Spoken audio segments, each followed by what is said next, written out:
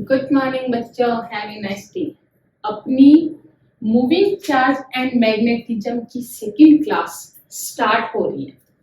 आपने पीछे वाली क्लास में ऑरस्टेड एक्सपेरिमेंट को पढ़ लिया था और वहां से जो रिजल्ट निकला था वो क्या था कि अगर आपके पास एक वायर है और उसके अंदर करंट फ्लो हो रहा है तो उसके चारों ओर जो फील्ड प्रोड्यूस होता है उस फील्ड को कौन सा फील्ड कहते हैं?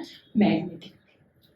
कि अगर कोई वायर है उससे करंट फ्लो हो रहा है तो आप क्या कहते हो? उसके चारों ओर जो फील्ड प्रोड्यूस होता है वो है मैग्नेटिक फील्ड। तो ऑरस्टेड ने सबसे बड़ा क्या किया था कि उसने इलेक्ट्रिक फील्ड और मैग्नेटिक फील्ड में एक रिलेशन क्या कर दिया, बना दिया कि जिस करंट कैरिंग वायर से इलेक्ट्रिक फील्ड प्रोड्यूस हो रहा था उसी करंट कैरिंग वायर से मैग्नेटिक फील्ड प्रोड्यूस हो रहा है।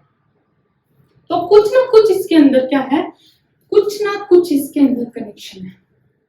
ये दोनों एक दूसरे पे ही क्या करते हैं, डिपेंड कर रहे हैं। फिर उसने कहा कि आपको पता है जो करंट है वो किसके कारण होता है? Flow of charge.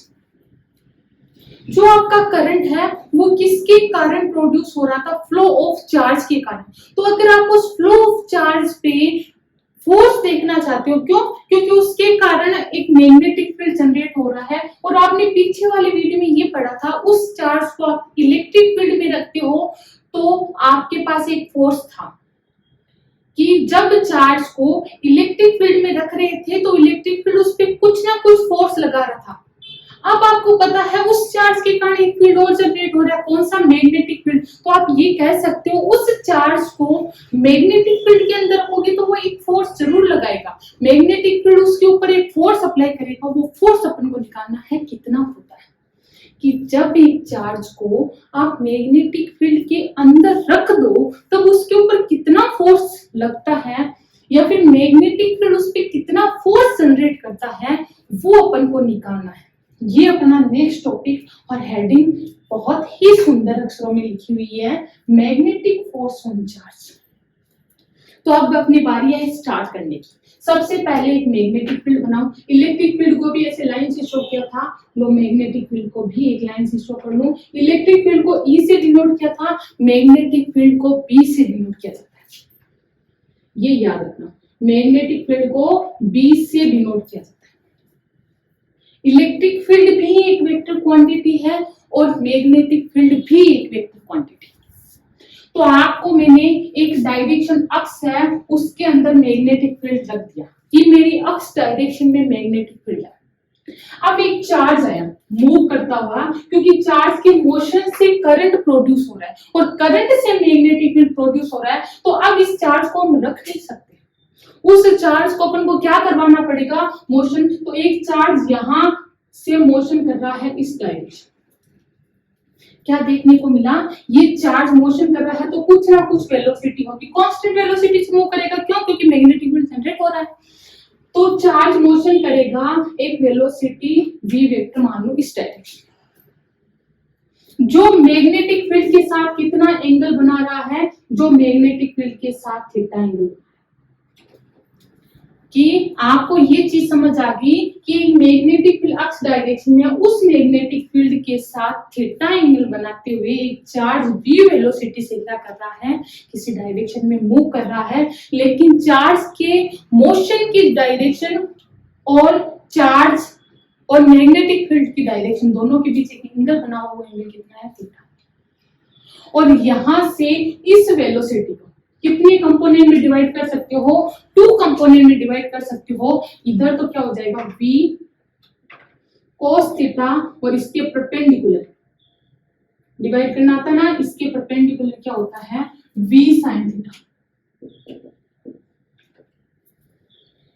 Velocity component को 2 पार्ट में डिवाइड कर दिया, एक तो v cos थीटा और एक v sin थीटा। अब कंपोनेंट में डिवाइड करने का मतलब इसकी वेलोसिटी या तो इस डायरेक्शन में या इस डायरेक्शन में।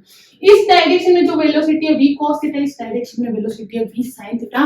और इस पूरे का एक्सपेरिमेंटल रिजल्ट निकाला गया। इस पे एक्सपेरिमेंट किया गया था और एक्सपेरिमेंटल रिजल्ट निकाला था। मैंने नहीं किया एक्सपेरिमेंट, मैंने उस एक्सपेरिमेंट रिजल्ट को पढ़ा है जो आपको बता रही। एक्सपेरिमेंटल रिजल्ट क्या था कि इस पे क्या होगा, ये चार्ज है, फोर्स तो लगेगा, क्यों? क्योंकि मैग्नेटिक फील्ड है, लेकिन उस जो फोर्स होगा, जैसे कूलम्ब्स लॉ में नहीं था क्या, वो फोर्स दोनों चार्ज के मल्टीपल के प्रोपोर्शनल होते हैं, वो दोनों के बीच की डिस्टेंस के स्क्वायर के इनवर्सली प्रोपोर्शनल होते हैं। वैसे ही इसका एक्सपेरिमेंट रिजल्ट निकाला गया, क्या कहा गया, जो फोर्स है वो किस पे डिपेंड करेगा, पहली बात किस पे डिपेंड करेगा कि फोर्स डिपेंड करेगा चार्ज पे, क्या मूव कर रहा है, क्योंकि फोर्स चार्ज जैसा मूव करेगा उतना ही उसके अकॉर्डिंग क्या लगेगा, फोर्स। कितने मैग्नीट्यूड का चार्ज है उसके अकॉर्डिंग उस पे फोर्स लगता है। तो फर्स्ट ये था। दूसरा जो फोर्स है वो किस पे डिपेंड करेगा, कौन से मैग्नेटिक फील्ड में रखा है, क्योंकि फोर्स लगा कौन रहा है, मैग्नेटिक फील्ड। अगर इसका ही कोई मतलब नहीं होगा तो क्या होगा। थर्ड, ये जो फोर्स है वो डिपेंड करेगा वेलोसिटी, लेकिन वेलोसिटी के कितने कंपोनेंट है, 2 कंपोनेंट। वेलोसिटी के कितने कंपोनेंट हैं, 2 कंपोनेंट है, तो हमेशा फोर्स वेलोसिटी के साइन कंपोनेंट पे डिपेंड करेगा। याद रख लेना, नोट कर लेना इस पॉइंट को, बहुत ही इंपॉर्टेंट पॉइंट है। यहां से एक आपके पास फोर्स निकल के आएगा, कौन सा फोर्स कहलाएगा, मैग्नेटिक फोर्स, जो आगे सब जगह काम आएगा। तो याद रख लेना, जो चार्ज मूव कर रहा है उसकी 2 डायरेक्शन, वेलोसिटी 2 डायरेक्शन होगी। एक तो कौन सी डायरेक्शन में, वेलोसिटी कौन सी डायरेक्शन में, मैग्नेटिक फील्ड की डायरेक्शन में, एक मैग्नेटिक फील्ड के परपेंडिकुलर। क्यों? क्योंकि इधर मैग्नेटिक फील्ड है, दूसरी वेलोसिटी इस चार्ज की मैग्नेटिक फील्ड की क्या है, परपेंडिकुलर है। तो याद रख लेना, चार्ज का वेलोसिटी का वो कंपोनेंट वेरी करेगा जो मैग्नेटिक फील्ड क्या क्या है, परपेंडिकुलर है। अगर मैग्नेटिक फील्ड जेड डायरेक्शन में होता तो एक्स और वाई में जो कंपोनेंट होता वेलोसिटी का वो क्या करता, वेरी करता। मतलब वेलोसिटी कंपोनेंट हमेशा क्या होना चाहिए, मैग्नेटिक फील्ड के परपेंडिकुलर। तो फोर्स किस पे डिपेंड करेगा, परपेंडिकुलर कंपोनेंट। इन तीनों को मिला के from equation first, second and third, क्या F कैसे होगा, F proportional Q B V sin। इसको मैं ऐसे भी लिख सकती हूँ, F proportional Q B sin theta B। कोई भी फर्क नहीं पड़ेगा, कुछ भी फर्क आगे पीछे, क्योंकि तीनों मल्टीप्लाई में आगे पीछे कैसे भी लिख दो। प्रोपोर्शनल का साइन हटाती हूँ तो एक कांस्टेंट आता, वो कांस्टेंट क्या है, K। प्रोपोर्शनल का जब भी आप क्या लगाओ, हटाओगे, साइन हटाओगे तो एक कांस्टेंट आएगा, वो कांस्टेंट क्या है, K। Q की जगह Q, V साइन थीटा और B की जगह B। अभी मैं सिर्फ क्या ले रही हूं, स्केलर फॉर्म में, या फिर ये क्या कर रही हो, विदाउट डायरेक्शन ले रही हूँ फोर्स को। लास्ट में वेक्टर फॉर्म में लिख सकते हैं। उसके बाद देखो यहां जो K है, for solution we considering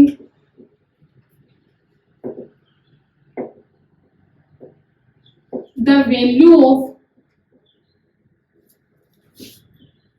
K equals to 1। Solution के लिए हम कंसीडर करते हैं K की वैल्यू यहां कितना, 1। देन फोर्स will be कितना होगा, F इक्वल्स टू K की वैल्यू 1 हो गई तो Q V sin theta B, ये हो जाएगा। ये आपका फोर्स होगा, कौन से फॉर्मेट में, स्केलर फॉर्मेट में, सिर्फ मैग्नीट्यूड की फॉर्म। होप आपको दिख रहा है। इसको मैं थोड़ा सा अलग पेन से कर दूं, ये फोर्स याद रख लेना। ये फोर्स अगर आप वेक्टर फॉर्म में लिखोगे, यही फोर्स आप वेक्टर फॉर्म में लिखोगे, इन वेक्टर फॉर्म, इन वेक्टर फॉर्म में क्या होगा, एफ की जगह एफ, वेक्टर की जगह वेक्टर, चार्ज स्केलर होता है। ये V और B के बीच का एंगल कौन सा है, थीटा। तो साइन थीटा किस किस के बीच का एंगल है, V और B। तो आप ये लिख सकते हो V vector B vector. Sine theta तो क्या लगाते हो, क्रॉस। साइन थीटा है तो क्या लगाते हो, क्रॉस। तो आपका जो वेक्टर फॉर्मेट होगा ये है वेक्टर फॉर्मेट किसका, मैग्नेटिक फोर्स का। और इससे हम इस फोर्स से, तो आपको ये पता चल गया कि अगर किसी चार्ज को किसके अंदर रख रहे हो, मैग्नेटिक फील्ड के अंदर रख रहे हो, तो उस पे जो मैग्नेटिक फोर्स एफ एम लिख दूं ताकि आप कंफ्यूज ना हो। कौन सा फोर्स है, मैग्नेटिक फोर्स एफ एम, याद रख लेना इसको। एफ भी डिनोट कर सकते हो, एफ एम से भी डिनोट कर सकते हो। तो जो आपका क्या होगा, ये मैग्नेटिक फोर्स होगा, वो क्या होगा, ये q v vector cross v vector. और इसी के साथ हम कंपेयर करके लिखते हैं, अगर वो चार्ज इलेक्ट्रिक फील्ड में होता तो क्या होता, उस पे जो फोर्स लगता है ये इलेक्ट्रिक फील्ड का फोर्स ये, और मैग्नेटिक फील्ड का फोर्स ये, दोनों अच्छे से याद रखें। मैं कंपेयर कर करके करवा रही हूं ताकि वो चीजें आपकी याद रह जाए। अब उसके बाद हम इसके केस बनाएंगे। क्या केस, केस फर्स्ट क्या कहता है, इसके केस बनाएंगे। और केस फर्स्ट क्या कहता है, चलो बनाएंगे। केस फर्स्ट कि अगर आपका जो चार्ज है वो मूव कर रहा है, मैग्नेटिक फील्ड ऐसी डायरेक्शन है ना, अगर चार्ज के मूव करने की डायरेक्शन एंड मैग्नेटिक फील्ड की डायरेक्शन एक ही हो, कि मैग्नेटिक फील्ड की डायरेक्शन में अगर आपका चार्ज मूव कर रहा है, इसका मतलब थीटा इक्वल्स टू कितना हो जाएगा, 0 डिग्री। उस कंडीशन में फोर्स कितना लगेगा, तो हम निकालते हैं F इक्वल्स टू क्या है, q v sine theta d. F की जगह F, Q की जगह Q, V की जगह V, साइन की जगह साइन, थीटा का मान बता दो बस, 0 डिग्री। B की जगह साइन 0 का मान 0, तो F पूरा क्या हो जाएगा, 0। यहां से एक चीज निकल क्या है, क्या कि अगर आपका चार्ज मैग्नेटिक फील्ड की डायरेक्शन में ही चलता है, जैसे मैग्नेटिक फील्ड इस डायरेक्शन में और मैं चार्ज हूं और मैं मैग्नेटिक फील्ड की डायरेक्शन में ही जा रही हूं, तो यहां से एक चीज निकल के क्या आई कि मेरे ऊपर कोई फोर्स मैग्नेटिक फील्ड नहीं लगाएगा, वो मेरे को जाने देगा, मेरे को इधर करेगा ना उधर करेगा, सीधा जाने देगा, अफेक्ट नहीं करेगा। ठीक है। दूसरा, अगर मैं क्या करूं, यही लिख दूं केस सेकंड, अगर थीटा आपका क्या हो 180 का मतलब अगर मैग्नेटिक फील्ड इधर है और इससे 180 ये डायरेक्शन, क्योंकि थीटा 180 ये है, चार्ज इधर मूव कर रहा है। दूसरी कंडीशन देखो, मैग्नेटिक फील्ड इस डायरेक्शन में है और उसके जस्ट अपोजिट डायरेक्शन में चार्ज है। दूसरी कंडीशन ये कि अगर मैग्नेटिक फील्ड इधर है, मैग्नेटिक फील्ड इधर है और मैं कैसे मूव कर रही हूं, ऐसे, तब भी मैग्नेटिक फील्ड मेरे को नहीं रोकेगा, मैं सीधी जा रही हूं तो जाने देगा। कैसे, क्योंकि थीटा का मान कितना हो गया, 180, फोर्स नहीं लगेगा। F इक्वल्स टू क्या है, q v sine 180 b, sine 180 की वैल्यू 0 होती है, तो F V into 0 into b, total कितना हो जाएगा। तो यहां से भी समझ गए कि अगर मैग्नेटिक फील्ड की डायरेक्शन में चले जाओ, चाहे ऑपोजिट डायरेक्शन में चले जाओ, वो उसको अफेक्ट नहीं करेगा, वो उस पे फोर्स नहीं लगाएगा। तो कब लगाएगा, कब लगाएगा, तो देखो केस थर्ड, केस थर्ड यहां,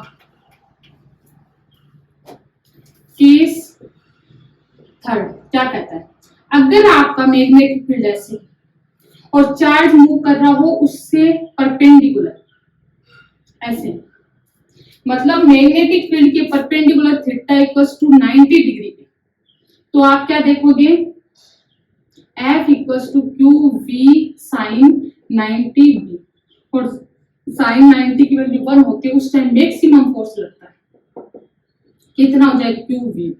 तो आप ये कह सकते हो कि 0 और 180 के अलावा आपके पास क्या होगा, ऐसी कंडीशन आएगी कौन सी 0 और 180 उसके बीच में जो एंगल है तो वहां पे आपका क्या लगेगा, फोर्स लगेगा। 0 और 180 को छोड़ के अगर कोई चार्ज मूव कर रहा है तो वहां पे एक फोर्स लगेगा।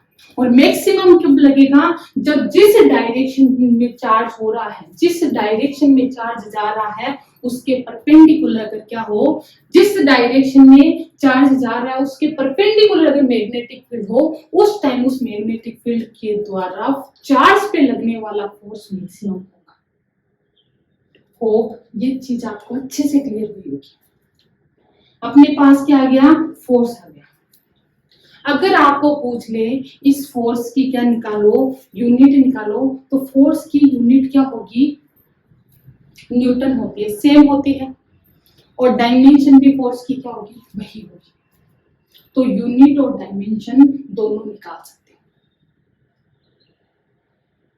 अगर आपको पूछे मैग्नेटिक फील्ड कितना होगा, अगर आपको पूछे मैग्नेटिक फील्ड कितना होगा, तब आप निकाल सकते हो उस मैग्नेटिक फील्ड को। तो मैं होप आपको इतनी चीज समझ आ गई, तो इसको रखो। अगर आपको पूछे मैग्नेटिक फील्ड कितना होगा, आपके पास जो फोर्स लग रहा है, मैग्नेटिक फोर्स ऑन चार्ज, आप ये लिख सकते हो मैग्नेटिक फील्ड। नेक्स्ट टॉपिक है मैग्नेटिक फील्ड।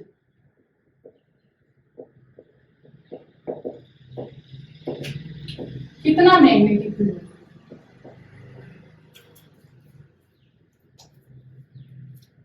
तो देखो आपको ये पता चल गया था, क्या पता चल गया था, वी नो दैट आपको ये चीज पता चल गई थी कि अगर आपका मैग्नेटिक फील्ड इधर है और चार्ज इधर मूव कर रहा है, तो आप अगर दोनों के बीच में एंगल क्या है, थीटा 90 डिग्री, उस समय जो फोर्स लगेगा वो क्या होगा, मैक्सिमम फोर्स। ये चीज आपने निकाल ली थी, इसमें आपके डाउट नहीं था, ठीक है। अब देखो आपको तो मैग्नेटिक फील्ड निकालना है कि उस समय वो मैग्नेटिक फील्ड कितना होगा, कैसे निकालोगे।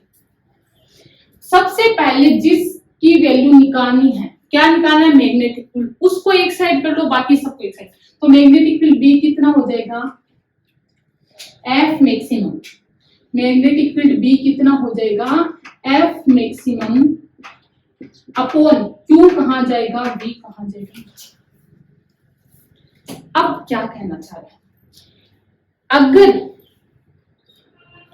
आपके पास चार्ज है 1 कूलम, चार्ज कितना है 1, कि अब मैं उसको बता रही हूं कि मैग्नेटिक फील्ड कितना होगा, कि अगर आपके पास चार्ज है 1 coulomb, Q equals to 1 coulomb, और वो किस वेलोसिटी से वो परपेंडिकुलर मूव कर रहा है, किस वेलोसिटी से, v इक्वल्स टू 1 मीटर पर सेकेंड। आपका जो वेलोसिटी है वो कितना है, 1 मीटर पर सेकेंड। कि अगर आपका कोई चार्ज जिसका मैग्नीट्यूड 1 कूलम हो और अगर वो 1 मीटर पर सेकेंड से मूव कर रहा है किसके, मैग्नेटिक फील्ड के परपेंडिकुलर, उस टाइम उस पे जो मैग्नेटिक फील्ड होगा, या फिर ये कह सकते हो उस टाइम उस पे जो मैक्सिमम फोर्स लगेगा वो ही क्या कहलाएगा, मैग्नेटिक फील्ड। क्या, मैग्नेटिक की 1 कूलम चार्ज 1 मीटर पर सेकेंड की वेलोसिटी से किसके, मैग्नेटिक फील्ड के परपेंडिकुलर मोशन करता है, उस टाइम उसका जो मैग्नेटिक फील्ड होता है वो उस पर लगने वाले मैक्सिमम फोर्स के ऊपर होता है। देख लो Q की वैल्यू कितनी है 1, B की वैल्यू कितनी है, तो B की वैल्यू किसके बराबर हो जाएगी, F मैक्सिमम। तो उस समय जब उस पे जो फोर्स लगेगा वो ही क्या होगा, मैग्नेटिक फील्ड। उस समय उस टाइम उस पे जो फोर्स लगेगा वो ही क्या होगा, उस टाइम उस पे जो फोर्स लगेगा कौन सा, मैक्सिमम फोर्स, वो उसका क्या होगा, मैग्नेटिक फील्ड।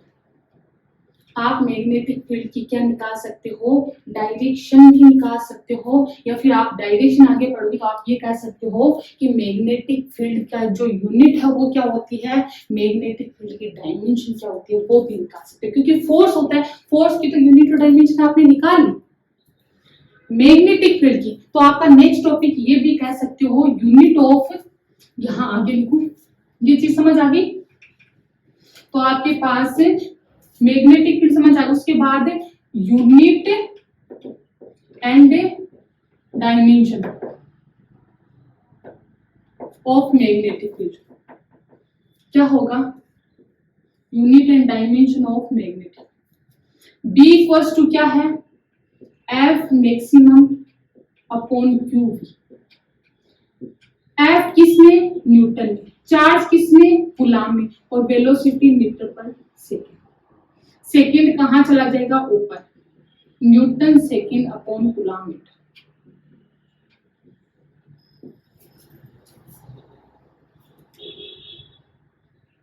ये क्या है, मैग्नेटिक फील्ड की यूनिट, सिंपल में क्या, newton second upon coulomb metre. अगर डायमेंशन निकालना चाहो तो कितनी हो जाएगी, न्यूटन, बी की जगह न्यूटन, एफ की dimension m1 l1 t-2, second t1, coulomb charge a1 t1, और आपका डिस्टेंस l1। सोल्व कर लो, m1 l1 कितने हैं, एक, ये कैंसिल, ठीक है, t कितने हैं, ये और ये कैंसिल, तो m l0 t-2 a -1। यही तो हुआ, m1 l1 t-2, second t1 a1 t1 and l1, जो कटा उसको काट दो, बच गया वो क्या हो जाएगा, डायमेंशन। ये है मैग्नेटिक फील्ड की डायमेंशन। इसमें किसी के डाउट है तो बता दो।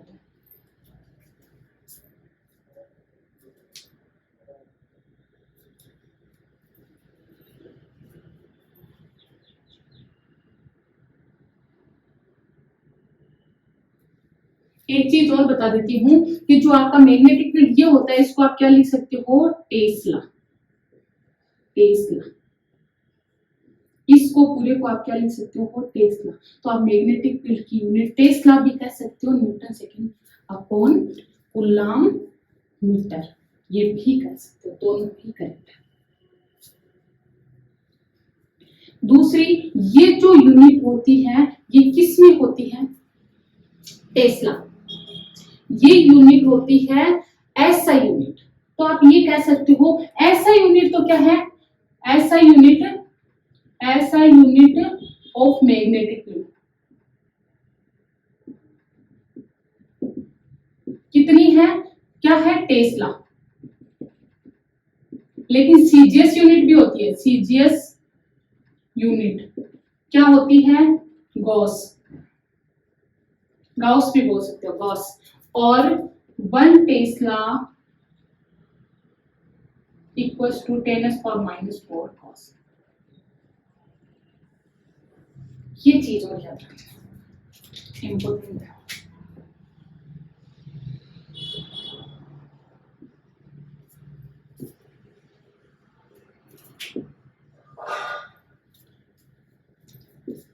हाईलाइट कर रही हूं, उसको अच्छे से देख लेना।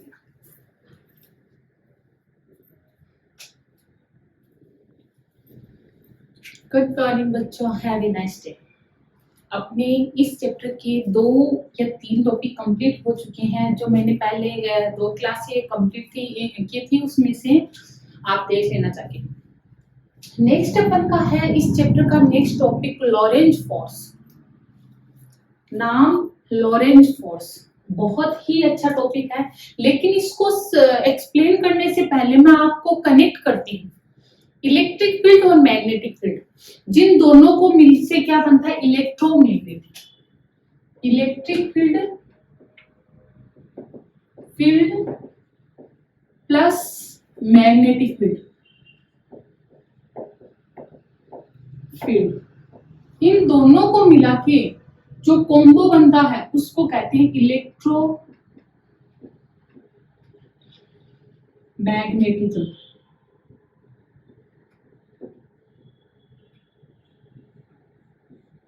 देखो इस टॉपिक में बहुत ही अच्छा कंसेप्ट निकल के आएगा। क्या मैंने आपको बताया था, एक चार्ज था, वो ही इलेक्ट्रिक फील्ड जनरेट कर रहा था, वो ही मैग्नेटिक फील्ड जनरेट कर रहा था, बस उसकी मोशन था, मोशन का चेंज था।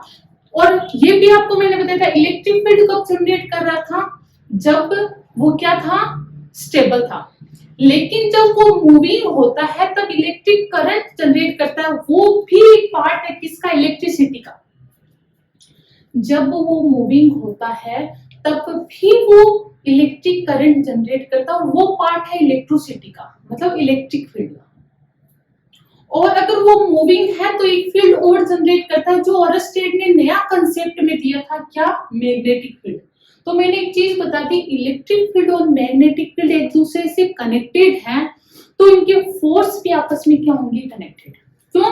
क्योंकि उसी चार्ज पे इलेक्ट्रिक फील्ड भी फोर्स लगा रहा था और उसी चार्ज पे मैग्नेटिक फील्ड भी फोर्स लगा रहा है। तो आप ये कह सकते हो दोनों के फोर्स भी कनेक्टेड है, और इन दोनों के फोर्स को मिला के जो फोर्स बनता है उस फोर्स को कहते हैं Lorentz force. Electric field and magnetic field दोनों के फोर्स को जब कंबाइन कर दो तब नया फोर्स बनेगा, वो फोर्स क्या था, लॉरेंज फोर्स। तो आप लॉरेंज फोर्स को क्या कहोगे, कैसे निकालोगे,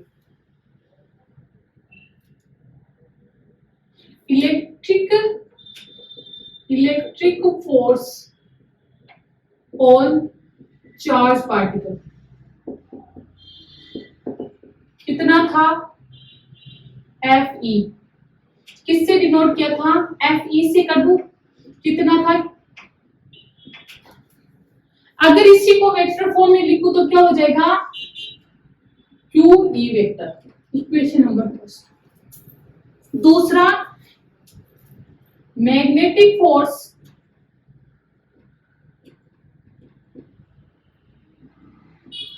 ऑन चार्ज पार्टिकल कितना था, Fm से डिनोट किया था, Q V vector cross B vector. अगर आप इन दोनों को कंबाइन कर दें फ्रॉम इक्वेशन फर्स्ट में ऐड कर दे कौन सा, सेकेंड, तो आप ये कह सकते हो नया फोर्स बनेगा F। जब इन दोनों को क्या कर दूं, add, Fe left side Fe plus Fm equals to QE vector plus QV vector cross B vector. आपके पास दोनों को ऐड करने पर एक, इन दोनों को मैंने नया नाम दे दिया Fe प्लस Fm, तो उसको F लिख दिया, let F vector equals to क्या हो जाएगा, QE vector plus QV vector cross E vector. यहां आपको क्या देखने को मिल रहा है, जो F है वो एक तो इलेक्ट्रिक फोर्स है, फोर्स, एक कौन सा फोर्स है, मैग्नेटिक फोर्स। और इन दोनों के कॉम्बिनेशन से एक फोर्स बना हुआ है, उस फोर्स को ही कौन सा फोर्स कहा जाता है, लॉरेंज फोर्स। तो लॉरेंज फोर्स क्या होता है, जो इलेक्ट्रिक फोर्स और मैग्नेटिक फोर्स के कॉम्बिनेशन से जो फोर्स बनता है उस फोर्स को लॉरेंज फोर्स कहा जाता है। क्यों? क्योंकि आपको मैंने स्टार्टिंग में ये चीज डिफाइन की थी कि इलेक्ट्रिक फील्ड और एक मैग्नेटिक फील्ड दोनों में कुछ ना कुछ कनेक्शन होता है, उन दोनों को ऐड कर दिया जाए तो नया फोर्स निकल के आता है, उस नए फोर्स को कौन सा फोर्स कहते हैं, लॉरेंज फोर्स।